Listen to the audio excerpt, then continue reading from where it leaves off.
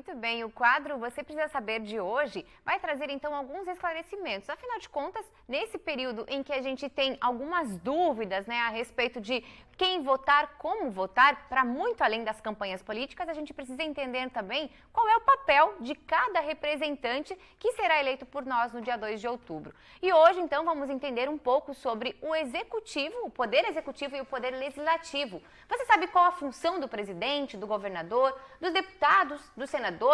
Bom, para nos ajudar a entender tudo isso, a gente conversa agora com a especialista em educação legislativa, a professora Renata Cunha, que vem distribuindo aí conhecimento para a gente, para que a gente possa compreender. Então, Renata, eu te agradeço por estar aqui no SC Acontece e eu já começo te perguntando, poder executivo, poder legislativo, qual a diferença entre eles e quem faz parte desses dois poderes?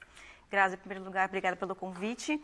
É muito importante a gente ter muito claro qual é a diferença dessas duas instituições e desses dois cargos para os quais a gente vai votar daqui a pouquinho. Então, a gente tem, como você falou, poder legislativo e poder executivo. E a gente precisa saber para que a gente possa justamente saber até mesmo como cobrar, o que cobrar de cada representante. Então, o poder legislativo, basicamente, ele é responsável por criar as leis, criar as normas. Todas as normas, todas as leis que regem a nossa vida em sociedade são criadas lá nas instituições legislativas. Então, em âmbito federal, nós temos o Congresso Nacional, que é formado pelos senadores e pelos deputados federais, e em âmbito estadual, nós temos a Assembleia Legislativa, composta pelos deputados estaduais. Então, tanto lá em Brasília quanto aqui no estado, esses agentes políticos, essas pessoas vão ser responsáveis por criar as leis. Em Brasília, no Congresso Nacional, que é formada pelos deputados federais e senadores, vão criar as leis que vão ter vigência para todo o país, as leis federais, as leis nacionais. Então, uma reforma tributária, uma reforma trabalhista que vai abranger todo mundo, é criada lá no Congresso Nacional. Já o que for de legislação só para o nosso estado, por exemplo, só para Santa Catarina, vai ser definido aonde? Na Assembleia Legislativa pelos deputados estaduais. E aí a gente tem também o que faz o poder executivo, que precisa executar essas leis, é isso mais ou menos? Exatamente. Então, a separação dos poderes que a gente vive, ela serve justamente para isso. Um órgão vai criar as leis, o outro vai executar essas leis.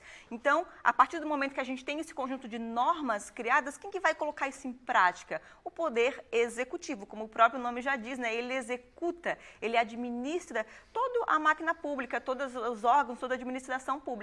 Então, em âmbito federal, quem que vai administrar o país? O presidente da República. E quem que vai administrar aqui em cada estado, já que a gente vive uma federação composta por vários estados, os estados membros.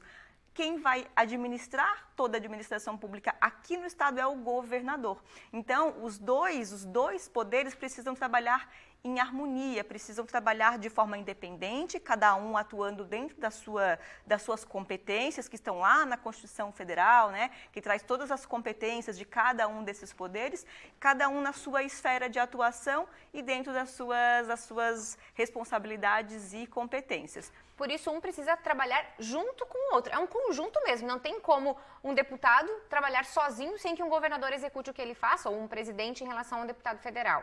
Exatamente, e um não pode avançar, se intrometer no trabalho do outro. Por isso, a Constituição diz lá no comecinho, no artigo 2º, que os poderes são independentes. Então, a gente não pode ter interferência indevida do governador sobre a Assembleia Legislativa ou vice-versa. Assim como em âmbito federal, o Congresso Nacional precisa ter a independência, a autonomia para que possa criar as leis de forma democrática e o presidente não pode, teoricamente, ter essa interferência em relação à atuação dos membros do Legislativo. É claro que existe a política em si, as negociações, os acordos, os bastidores ali, mas a autonomia desses poderes, dessas instituições tem que ser preservadas, respeitadas. E aí eu te pergunto, o que faz um senador, Porque também temos que votar no senador nessa eleição.